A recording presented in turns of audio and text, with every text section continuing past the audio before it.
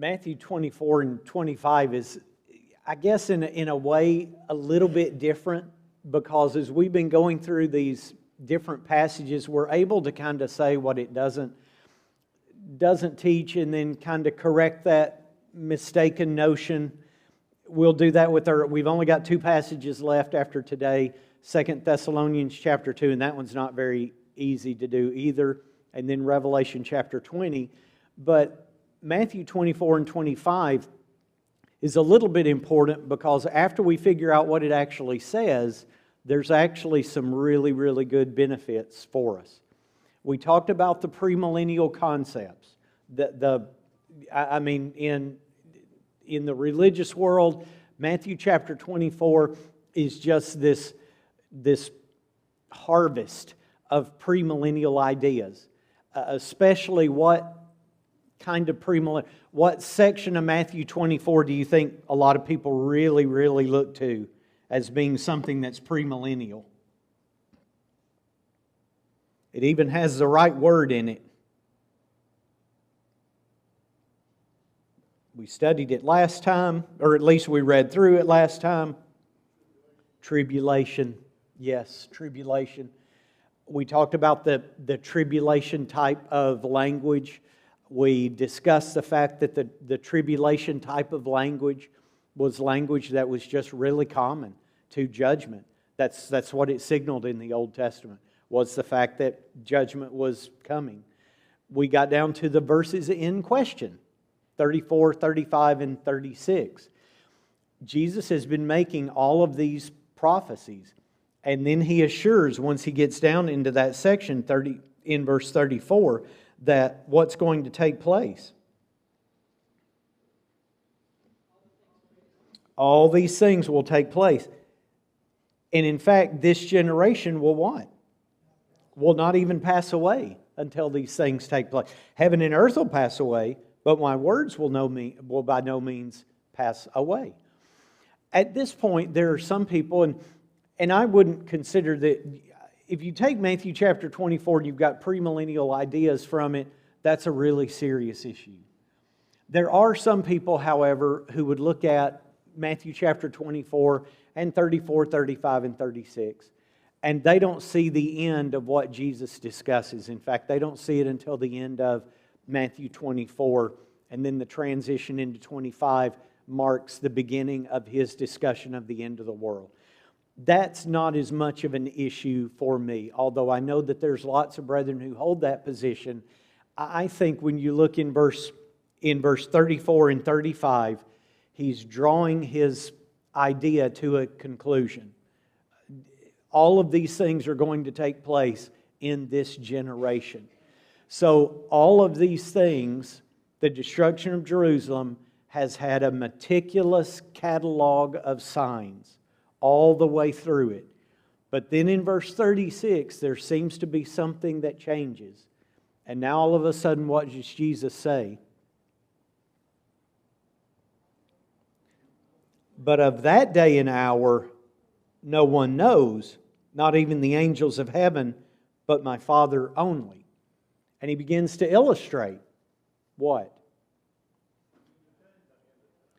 I think He begins to illustrate the end of time. But how can we make the distinction? Why should it be made here? Because again, there's a lot of people who would make the distinction when chapter 25 starts. So why make the distinction, do you think, here? We're going to talk about 3 illustrations real fast, and then 3 parables. And all 6 of these, essentially all 6 of these have one message. And what's the message? You've got to what? You've got to be ready, and you've got to watch. Why? Because you don't know when. What did we spend all of the class period last time talking about? Do they need to watch? Yes, they need to watch. But why do they need to watch? Or what can they watch for? All these signs. All these signs. We brought up 10 of them. As you go through the text, 10 signs that they could follow. And as you'll watch for these signs, you need to flee.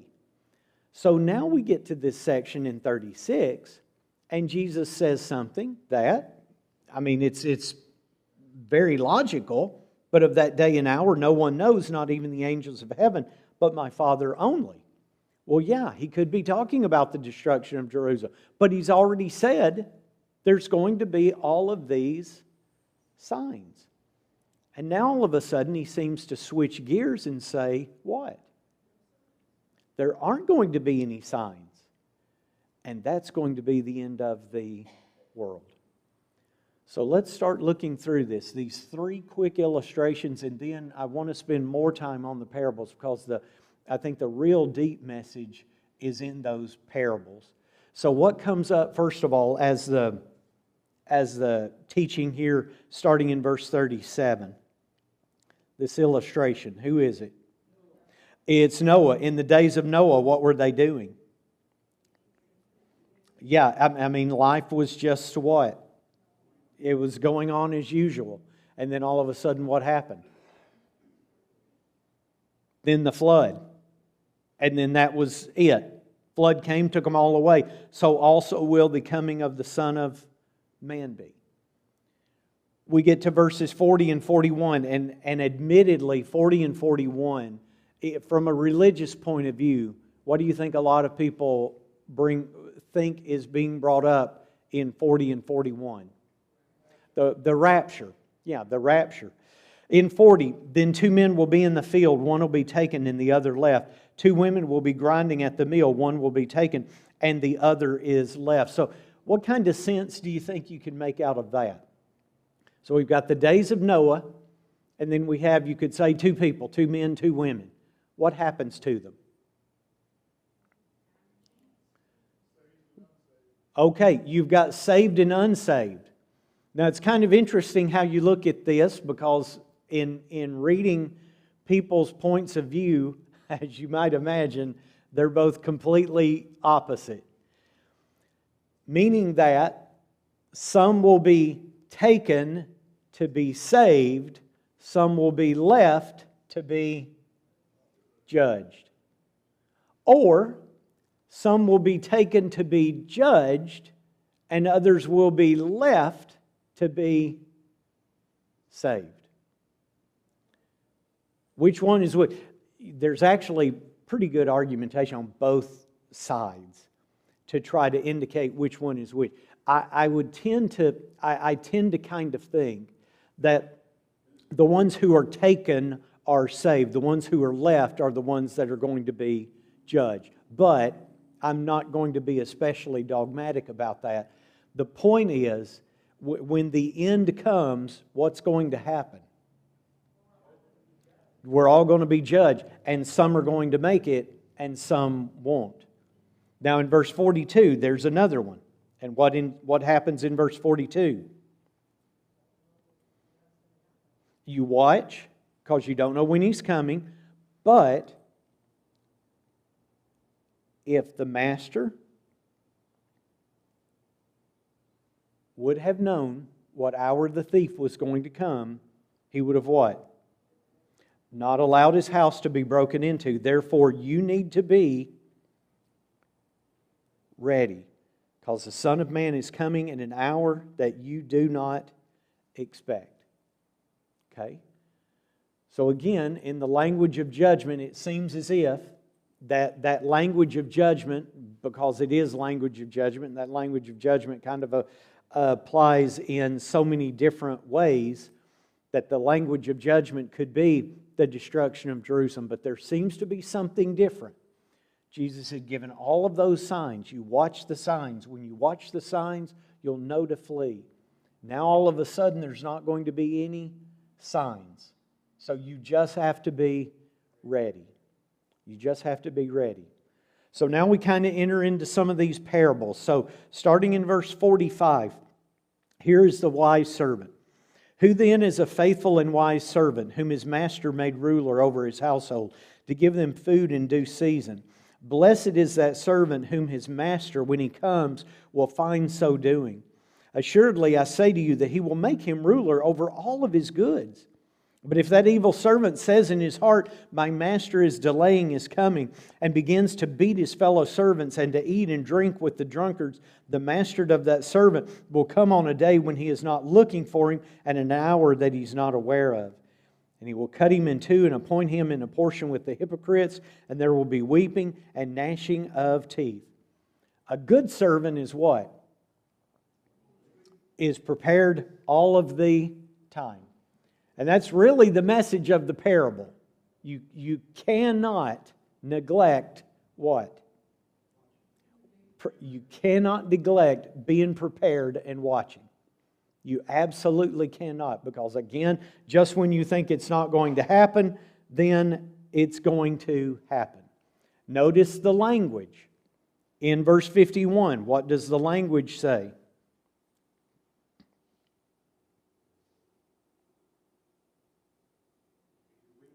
He's cut in two, he's appointed with the hypocrites, and there will be weeping and gnashing of teeth. So where is that language used?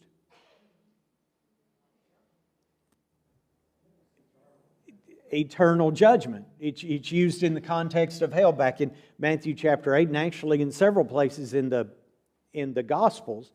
So the language of this first parable certainly seems to be showing us, to be teaching us, that it's what kind of judgment? The judgment that comes at the end, the final judgment. Not the judgment that's going to come on the Jews at the destruction of Jerusalem. So, yes, let's make sure that we understand which one they're talking about, but moreover, the actual message of it. You cannot neglect what? Being ready. You cannot neglect being ready. You cannot neglect preparation. So now we cross over into chapter 25, and it's one of the most famous of all of Jesus' parables, probably right up there with the parable of the sower.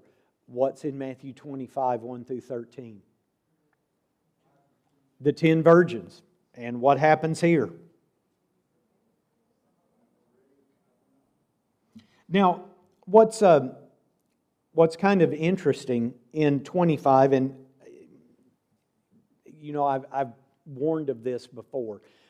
It's really easy to go very, very deep into these parables and pull them apart so much that maybe the points that you're making weren't really intended to be points at all. So with that in mind, let's kind of notice something here. What was wrong with the 5 foolish virgins? What made them foolish?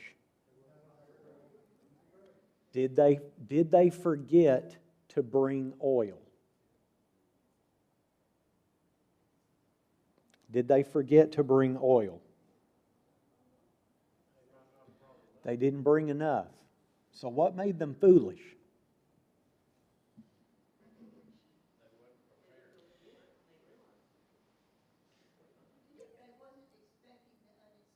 They were wise up until what point? Till they ran out. They were fine. They were just like the other 5 until they ran out. So they didn't anticipate what? They didn't anticipate the time. They didn't anticipate the delay of the master. Now, once the master was delayed so much and they ran out, what did they try to do? They tried to borrow it. Then they what? Well, they try to borrow it because they can't do what? They can't go back and actually buy it and then go back in and come and then be a part of the feast. And I've mentioned this before. When you look in verse 10, Matthew chapter 25 and verse 10, and while they went to buy, the bridegroom came, and those who were ready went in with him to the wedding, and the door was shut. The word shut was a word that had really heavy emphasis. So as they try to go out, but they come back and the door was shut. So they found out that wasn't an alternative. So what kind of lesson do you think we can learn from this? This is what's most important. What's the lesson? You're not going to have a second chance. Yeah, that's a good lesson to learn. You can't. You're not going to be able to borrow what you can buy now.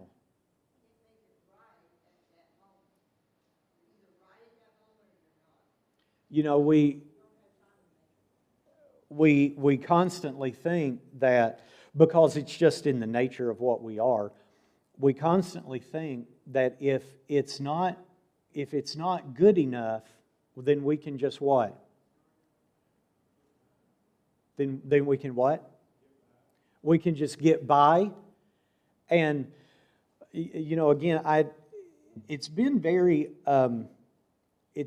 interesting to have a nurse now in the family, because he's given me insight that I've never had before. And he said one of the hard things about dealing with a patient or the family is that everyone always thinks there's something else. So they get admitted and they treat them, and that treatment doesn't work. So what do you think the first question is? Okay, well, now what next?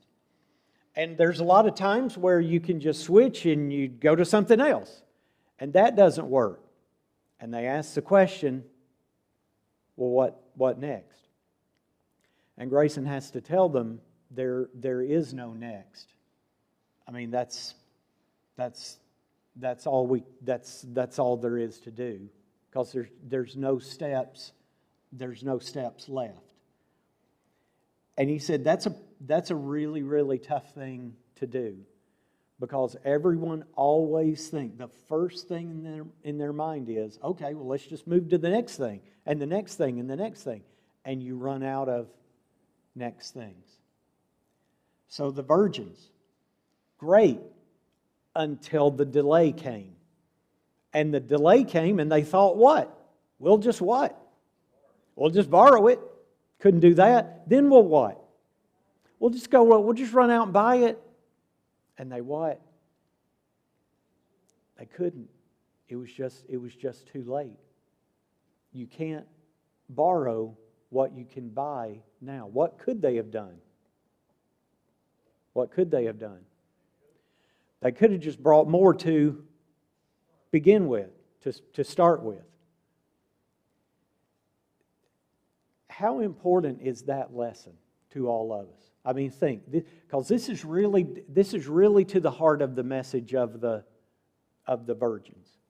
How important is that message to all of us?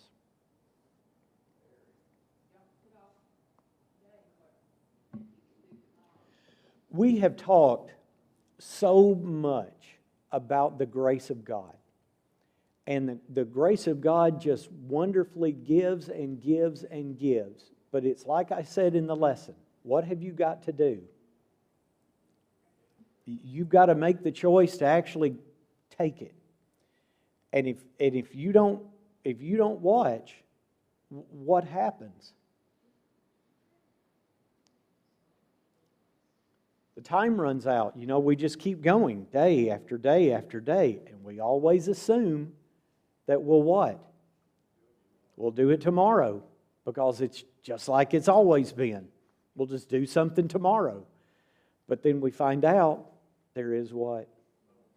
There's no tomorrow. There's no time. There's no opportunity for it to have played out. And that's what happens with the foolish virgins. Fine up until the delay came, but when the delay came, there was no way to fix it. So when we prepare for the Lord's coming, what do we need to be prepared for? What do we need to be prepared for? We've got to be prepared to make it all the way to the end. And there's a lot of us who would, love to think that we wish that we could pick the moment when our lives end.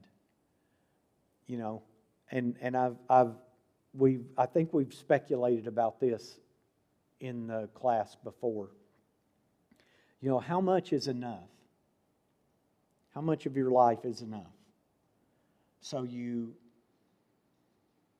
get married, you have a family, you raise that family probably goes and they get married, and then you have grandchildren. So at what point do you think it's enough? And it would be okay for me to pass away, for me to die at that point. That's enough.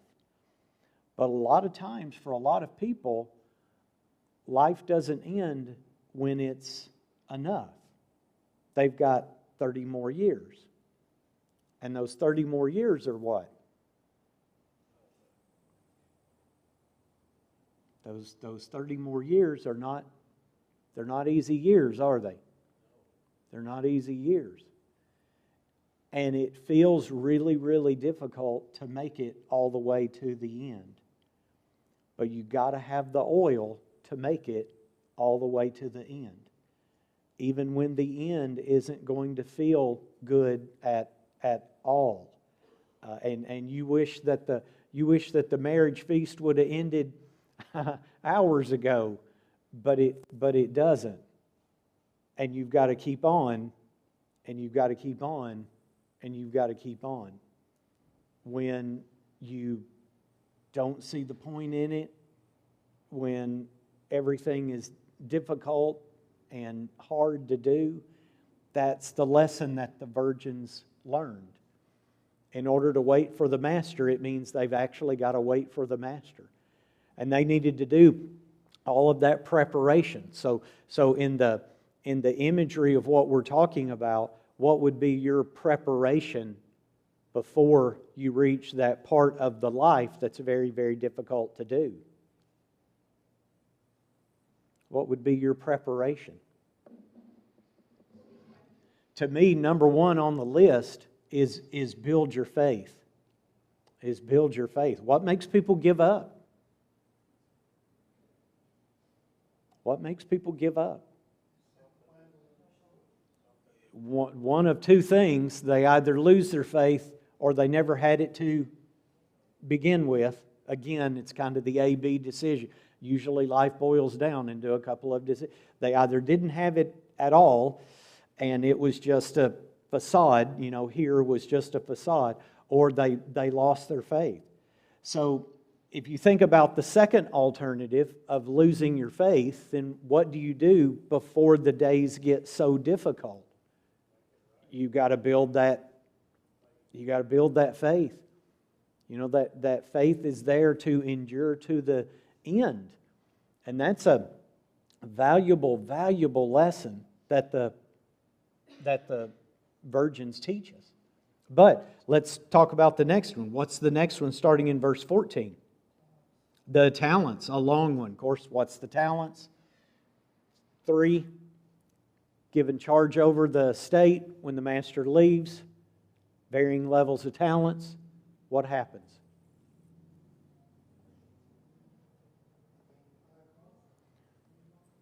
Five gained 5, 2 gained 2. 1 did what? Buried it. Again, didn't what? Didn't lose it. Didn't lose it. That's pretty good. Does anyone know how to make $1 million in the stock market?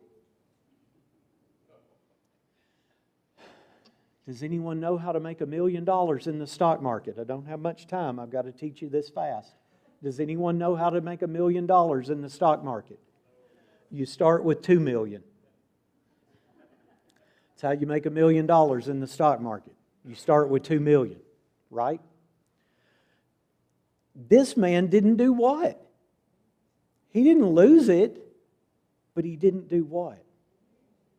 Probably would have been great if no one else were using their opportunities. He didn't even lose it.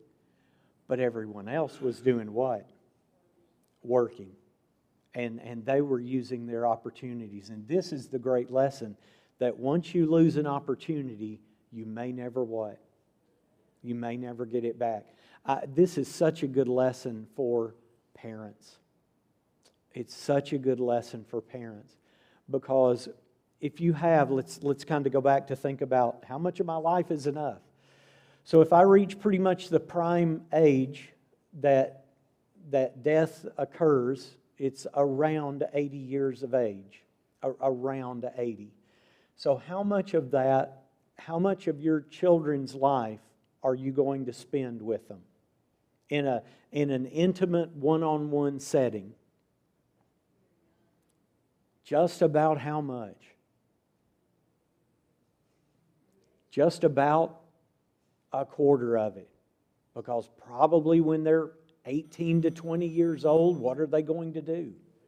They'll probably leave home. They'll either go off to school, or they'll go off and they'll start their own career, and they'll move into their own place. And so that intimate daily one-on-one time ends about roughly a quarter into their life. And even then, you've got to shave that down, because even those 18 or 20 years that you spend together, there's a portion of that they won't what? That they won't remember it. They won't recall it. You know, how long does it take for us to start having like actual formative memories that we can go back and draw on? How old do you have to be?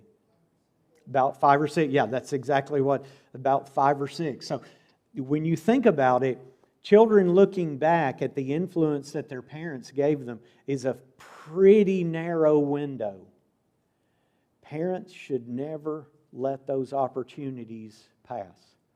Unfortunately, most of us in the class have been parents, and we all know what? We do two bad things.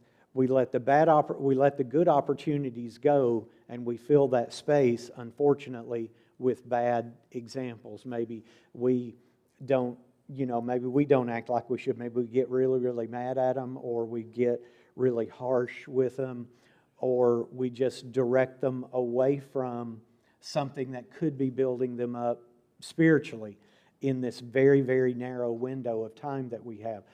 Great lesson from the parable of the talents. You can't get back your lost opportunities. So when you've got them, you need to try to take them. This one talent man didn't lose anything, but he just didn't gain it like everyone else was. Okay, so really quickly, what do we enter when we get to verse 31 of Matthew 25?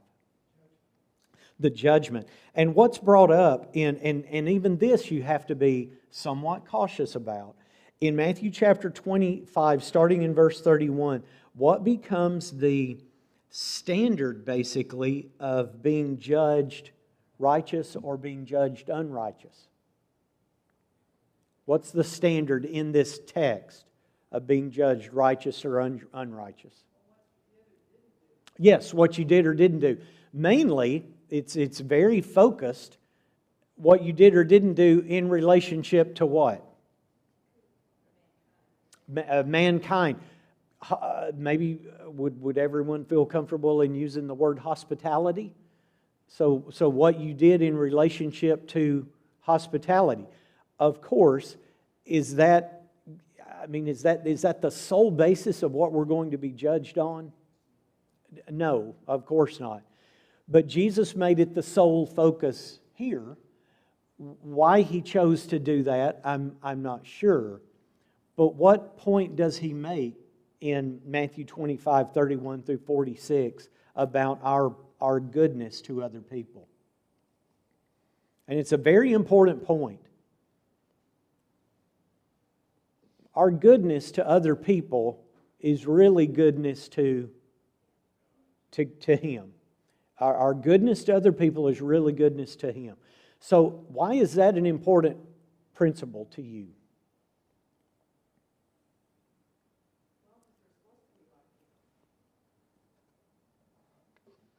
And you think about, when it comes down to helping other people, usually when we talk about what we've got, we're very, very protective of what we've got. We don't want to give what we've got away, definitely too hastily. So when you think about giving something to someone else, it becomes very easy to start to analyze it. And I mean overanalyze it. And I'll give to this person as long as they what? As long, okay, James says appreciate it. As long as they what? So start throwing out some ideas to me. As long as maybe they'll work. As long as they'll what? Maybe help themselves. Real quick. We kind of put the idea of restrictions on it to make sure that they live up to our expectation. If we feel comfortable with them living up to our expectations, we'll what? We'll help them. You know, when you look at the Lord, God just graciously gives to people, whether they're going to do it or whether they're not going to use it correctly. I'm not saying that we should just throw money without any hesitation whatsoever, but sometimes we need to remember that maybe we need to be more open-hearted than we are, because God was most definitely very, very open-hearted with us. Some of us may make it, some of us may not, but God was always there, graciously willing to give. And we need to remember that too. As we take those chances to help, we need to help. Okay, next time we'll look at 2 Thessalonians chapter 2, another passage about the end. We're looking at 3 passages in a row about the end of time, but very different from one another.